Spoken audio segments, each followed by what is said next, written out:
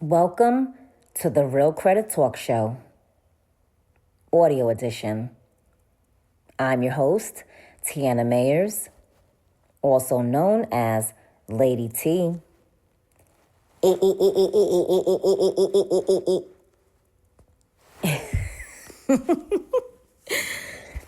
Founder of Beyond Credit Limits Corporation. And this is where we break down how credit actually works. Not from opinion, not from guesswork, but from how the system is designed to read you. This is a Beyond Credit Limits production. If you want to understand how your situation connects to what we talk about here, you can visit www.beyondcreditlimits.com. And if you've been tapped into the brand, you already know what it is at thatmerchmoo.com. This is a space where we stop repeating credit myths, stop chasing surface level advice, and start breaking down how the system actually works. Not the watered down version, not the social media version, not the version people throw around without context. The real version, the structured version, the version that helps you understand what is actually happening when your name, your information, your accounts, your behavior, and your decisions all come together inside a credit profile. So wherever you're listening from, I want you to settle in, because this conversation is not just about credit. It's about how your profile is being read before you ever get an answer. Now let's go. Tonight is not about your credit. Let me say that again. Tonight is not about your credit. Tonight is about your life, because life does not pause while you are managing your credit. It does not wait for the right moment. It does not check whether your profile is ready. It does not ask permission before it shifts. A marriage ends. A job disappears. A diagnosis arrives. A parent dies. A baby comes. A move happens. And in the middle of all of that, in the middle of grief and transition and survival, the credit accounts are still open. The statements are still coming. The joint accounts still have both names on them. The authorized user relationships still exist. The credit profile is still being written by what is happening even when you are not paying attention to it. Tonight, we talk about what credit looks like when life is not cooperating. Not from a textbook, from the reality of what actually happens to a credit profile when everything else is changing around it. Let's go. Welcome to episode 6 of the Real Credit Talk Show. I'm Tiana Mayers, Lady T. I want to say something before we get into this episode. Credit education usually happens in a vacuum. It assumes you are in a stable situation. It assumes your household looks the same as it did last year. It assumes nothing dramatic has shifted in the middle of whatever financial building you are trying to do. But that is not how real life works. Real life interrupts. Real life reorganizes everything. And when a major life event arrives, the credit picture can shift in ways nobody warned you to prepare for. Today, we fill that gap. We are going through the major life events that most directly affect the credit profile: divorce, job loss, medical crisis, death of a spouse, having a child. And we are talking specifically about what each one does to the credit picture, what people do not know going into those moments, and what you can do to protect the profile when life is already asking a lot of you. This is the episode I wish existed for everyone who has ever been in the middle of a hard season and did not know what was happening to their credit while they were focused on surviving everything else. We'll be right back. Most people think credit is just a score. Well, it's not. Your credit can affect where you live, what you drive, your interest rates, approvals, deposits, business funding, and even the opportunities available to you.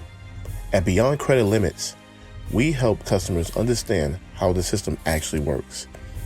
This isn't about any gimmicks. This is about structure, strategy, education, and financial positioning. Whether you're trying to rebuild, organize your financial profile, understand collections, prepare for home ownership, or create a stronger financial foundation, Beyond Credit Limits will build to help you move with intention. The consultation is where everything starts. We review your situation, identify what's happening inside your credit profile, and map out the next step based on your goals. So stop guessing, stop moving blind, and stop letting misinformation cost you financially. Visit www.beyondcreditlimits.com and fill out your consultation today. Again, that's www.beyondcreditlimits.com. Beyond Credit Limits, because financial freedom starts with understanding the system. Before we can talk about what happens to the credit when life changes, we need to talk about something most people do not fully understand even before things change. Joint accounts. When two people open an account together, a credit card, a mortgage, a car loan, a personal loan, both names go on that account. Both people are fully responsible for the debt. Not half each, both. Fully. That means if one person stops paying, the other person's credit takes the hit. Not just the person who stopped. Both. It means if the account goes delinquent, it reports on both credit profiles. It means if it goes to collections, both names go with it. It means a judgment on a joint account can potentially affect both parties. This is the reality of joint credit that most people do not think through at the time they sign. They are in a relationship. They are building something together. They trust the other person completely. And then life changes. And what was shared, financial commitment, becomes a shared financial liability that neither person can unilaterally walk away from. Understanding this is the starting point for everything else in this episode, because almost every major life event eventually runs into the question of joint accounts.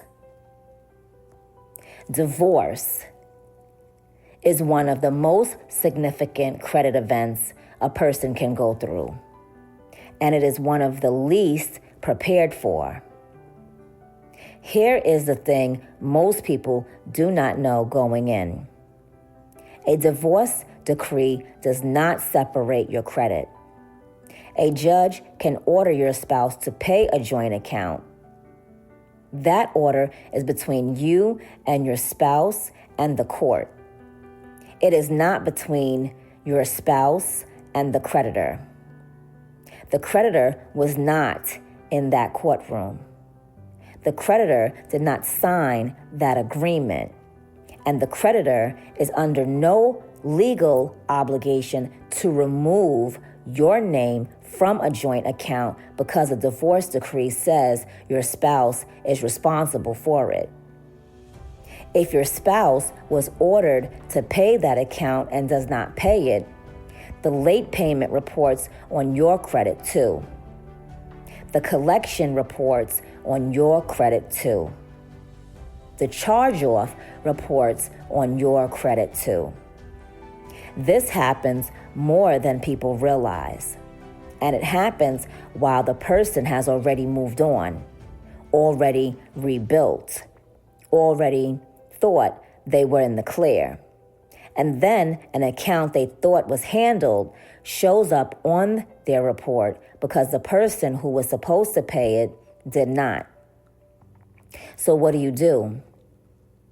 The goal during and after divorce is to separate joint accounts in the eyes of the creditor, not just in the eyes of the court. That means refinancing joint loans into one name. That means paying off and closing joint credit cards rather than leaving them open with both names attached. That means removing yourself as an authorized user from any account that is not equally yours. And it means monitoring your own credit throughout the entire process, not just at the beginning and not just at the end. During every step of the way. Because a divorce may be a legal event, but the credit consequences play out on their own timeline. And that timeline does not care about the court date.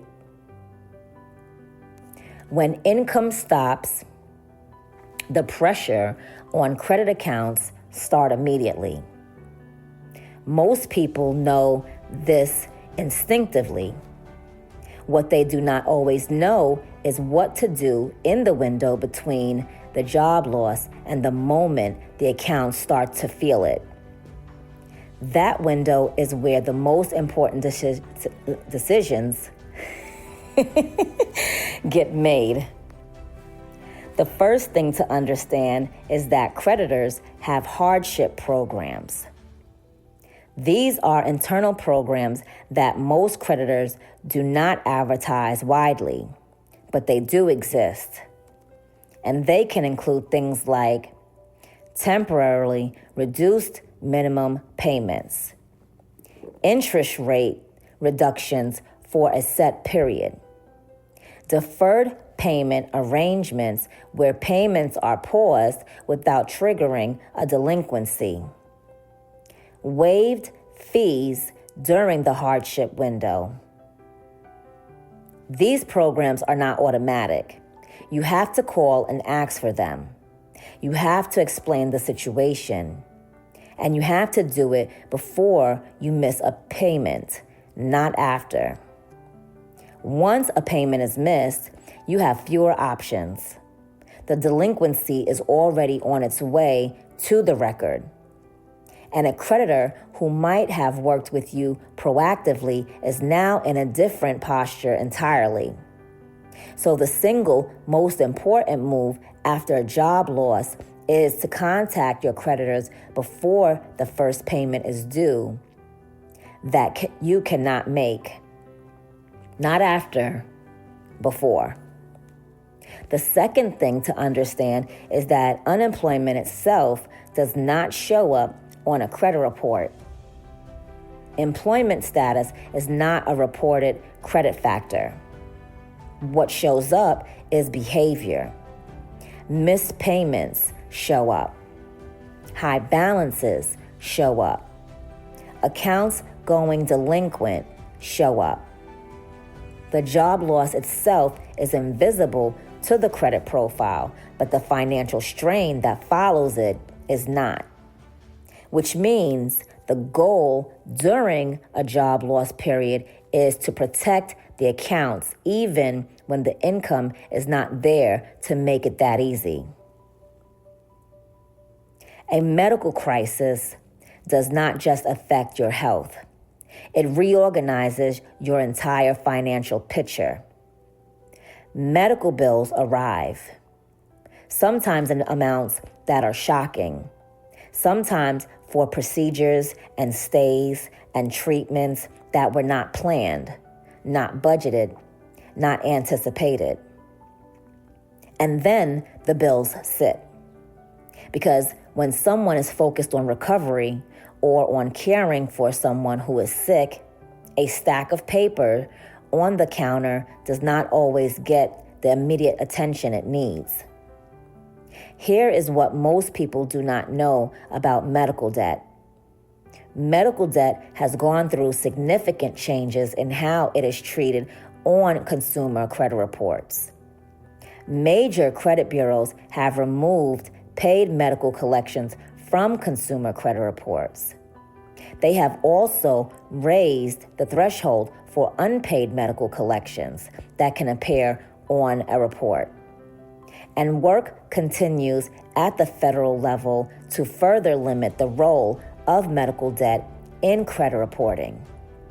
This does not mean medical debt has no consequence. It means the rules around it are shifting. And staying current on those changes matter when you are making decisions about medical bills. What has not changed is the impact of missing payments on other accounts because medical bills consume the income that would have covered them. That is the silent credit damage of a medical crisis, not always the medical bill itself. The credit card that did not get paid because the insurance deductible did.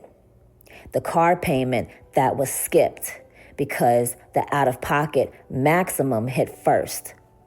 The rent that was short because something else was not. The credit damage from a medical crisis is often in the ripple.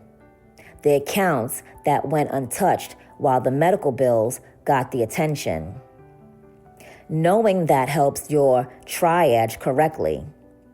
Protect the accounts with the most credit impact first, and use every available resource. Hospital financial assistance programs, payment plans directly with providers, medical billing advocates, before letting other obligations fall. Losing a spouse is one of the most devastating experiences a person can go through. And in the middle of grief, the credit accounts do not pause. Here is what actually happens to credit when a spouse passes. Accounts held solely in the deceased spouse's name become part of the estate. The surviving spouse is generally not personally responsible for debts in the deceased spouse's names alone, with some exceptions depending on the state, particularly in community property taxes. Joint accounts, however, remain the full responsibility of the surviving account holder. The debt does not disappear when one holder passes. It stays with the surviving name. What this means practically is that the surviving spouse needs to understand exactly which accounts were joint and which were sole accounts of the deceased. Creditors should be notified of the death. The estate handles the sole accounts. The surviving spouse handles the joint ones. There is another issue that often gets overlooked. In many marriages, one spouse's name was the primary name on most accounts. The other spouse was either an authorized user or had very few accounts in their own name. When the primary named spouse passes, the surviving spouse can suddenly find themselves with a very thin credit profile. Accounts they were relying on for their credit history are now closed, or they are in the estate, or they are accounts that never had their name on them. And rebuilding credit while also navigating grief, estate matters, and financial reorganization is an enormous burden. The preparation for this ideally happens before loss. But both spouses having credit in their own name, both spouses having established accounts, not just as authorized users on each other's accounts, but as primary account holders in their own right. That preparation is a form of protection most couples never think to build. Having a child changes the financial picture in ways that most new and expecting parents underestimate. Not just the expense, the credit picture. Here's what happens. Income often decreases temporarily or significantly around birth of a child. Prenatal parental leave is paid in some situations and unpaid in others. One parent may leave the workforce temporarily. Child care costs arrive before many families have fully planned for them. And during that period of financial adjustment, the credit accounts are still running. What often happens is that balances go up as income goes down. Credit cards fill the gap that reduced income creates, and the utilization on those cards climb in a way the profile has not shown before.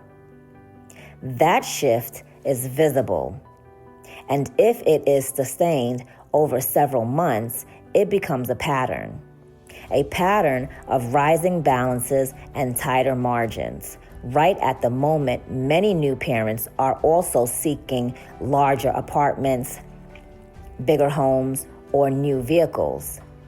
The preparation for this financial, but the credit component is specific. Before a new child arrives, review where every credit account stands. Build the balances down before income changes. Make sure the credit picture is as strong as possible before the months when managing it gets harder. Because the credit decisions that often come alongside a growing family, the larger home, the bigger car, the better space, happen right at the moment the profile may be showing the strain of the transition. Timing those two things together matters more than most people realize.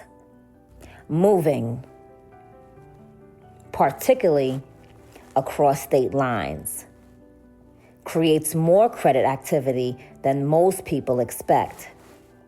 New utilities to establish, new service accounts to open, a new rental application that pulls credit, sometimes a new car lease or purchase if the move involved leaving one behind, sometimes new employment that affects income documentation, sometimes a mortgage in a new market. All of that credit activity stacks. Multiple hard pulls in a short window, from the rental application, the new utility setups, the vehicle decision. New accounts open. Average account age dropping as new relationships begin. Deposits being required for services in a state where the credit history has not been established locally. Not yet. None of these individually is devastating, but they arrive together, and together they create a period of credit turbulence that can affect the profile for several months. The strategy around a major move is to sequence it as intentionally as possible. Secure housing first before other applications. Space out credit-related decisions where the timeline allows. Bring documentation of your credit history to new relationships where it might not automatically transfer. And understand that the profile may look noisier in the months immediately following a major move than it will once the dust settles. Give it time to settle before pursuing credit decisions that require the most stable picture you can present. I want to step back from the specific events and talk about something that runs through all of them. Protecting your credit when you are already under pressure requires a different kind of awareness than managing it in a stable season. When a life event hits, the accounts do not know that. The statements still arrive. The due dates still come.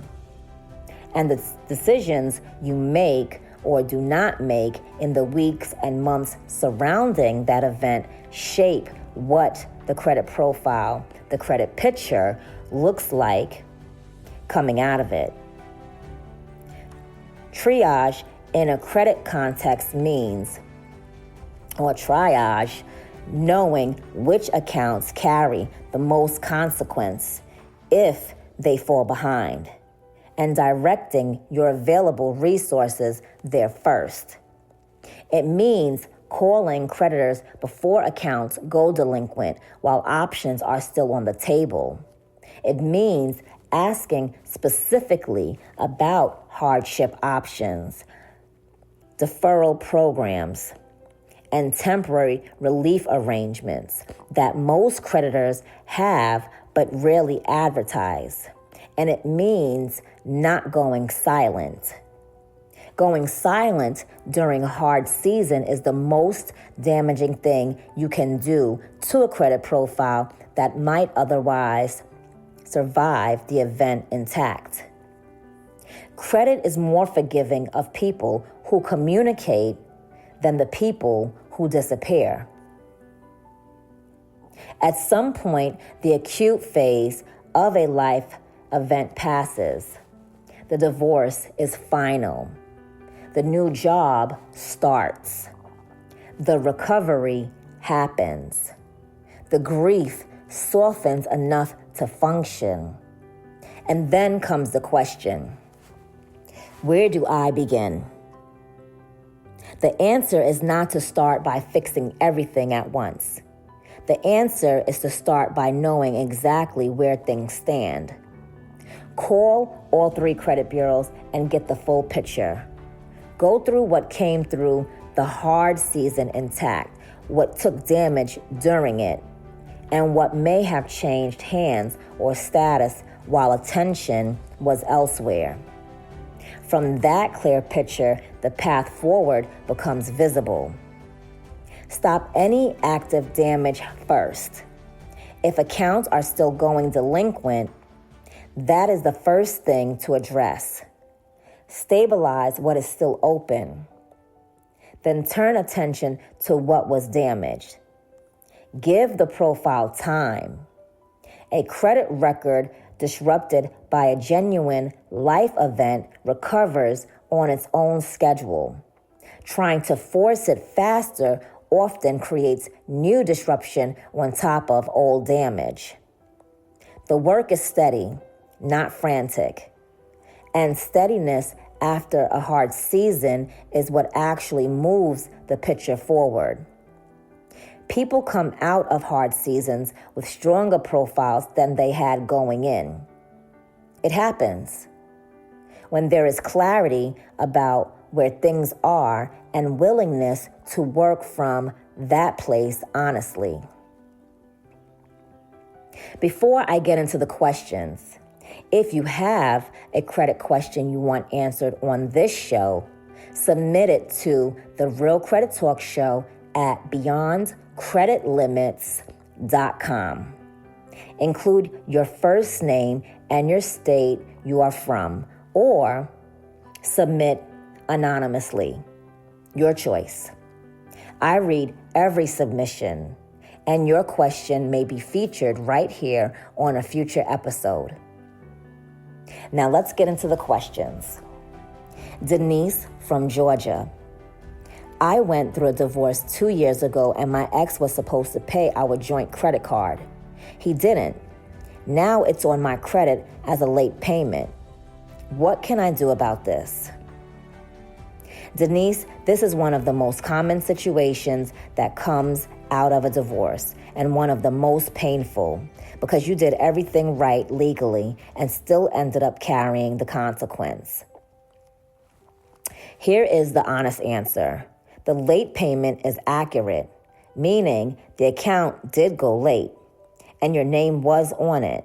So a standard dispute on accuracy grounds is unlikely to remove it. What you do have is a documentation trail, the divorce decree that assigned the account to your ex. That documentation does not remove the negative remark, but it establishes the circumstances in writing, and that matters if you ever need to explain what happened during that period. Going forward, the most important step is to remove your name from any remaining joint accounts through refinancing or closure, whichever the creditor allows, and to establish your own independent credit history so that the profile you build from here reflects you and not the history of that relationship. Marcus from Texas. I lost my job 6 months ago, and I missed 2 payments on my credit card before I found new work. How long is this going to follow me? Marcus, first, the fact that you are back working and asking this question means you already are in the right posture. Late payments carry the most weight in the months closest to when they happened. As time passes and the account stays current, the 2 late payments become less defining. They are still there, but what surrounds them changes, and what surrounds them going forward is entirely in your hands now. Stay current on every open account from this point forward. The late payments will age. Give them time and give yourself credit for already being back on track. Anonymous from Florida. My husband passed away last year. Most of our accounts were in his name. Now I feel like I have no credit history at all. Where do I even start? First of all, Anonymous from Florida, I'm so sorry for your loss. My condolences. And I want you to know that what you are describing is something many surviving spouses face, and almost nobody prepares them for it. Building credit in your own name after loss starts exactly where any credit building starts, with one account. You are the primary holder on it. A secured card in your own name, used lightly and paid consistently, begins the record that does not yet exist. A credit builder loan from a credit union can add an installment account to that record. It will not feel fast, and that is okay. You are building something from a starting point that most people never have to face. Give yourself patience alongside the strategy. Both matter. Keisha from Illinois. I had a medical emergency last year, and the bills went to collections before I knew what was happening. Do I have to pay them to fix my credit? Keisha, the medical debt landscape has changed significantly. Paid medical collections have now been removed from credit reports by the major credit bureaus, and smaller unpaid medical collections now have higher thresholds before they are reportable. Before you pay anything, know what is actually on your credit reports and whether those specific accounts fall under the current reporting rules. Some of what went to collections may no longer be reportable under the newer standards. Also, contact the medical provider directly. Many hospitals and medical systems have financial assistance programs that can reduce or eliminate balances for qualifying patients. Those programs rarely get mentioned in the billing process. Ask them specifically before you pay a collection agency for a bill the provider might have assisted with directly. If you want to submit your question to the show, reach us at The Real Credit Talk Show at beyondcreditlimits.com. Tell us your first name and state, or submit anonymously. Either way, your question matters here.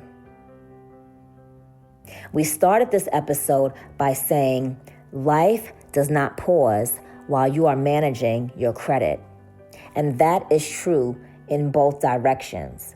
Life does not pause, but neither does the credit picture. The joint accounts are still open. The statements are still arriving. The accounts are still being shaped by what gets paid, what gets missed, and what gets communicated even when everything else is in motion. That is not a threat. That is just the truth. And the truth is also this: a life event does not have to leave a permanent damage. Not when you know what to watch for. Not when you know which calls to make. Not when you understand that joint accounts require creditor level separation, not just a court order. Not when you know that hardship programs exist and that asking for them before the crisis is always better than asking after. Your credit profile is not a verdict on what happened to you. It is a record of where you have been. And where you have been does not have to determine where you go next. That is the conversation tonight. This is the conversation that was built for you. If there is one thing I want you to take from episode 6, it is this: life events do not have to destroy a credit profile, but they will if the credit profile is left unattended while the life event gets all the attention. You can grieve and protect your accounts. You can rebuild after a divorce and build credit independently. You can survive a job loss and emerge with the record intact. You can navigate a medical crisis and protect the accounts that matter most, even while the bills are still arriving.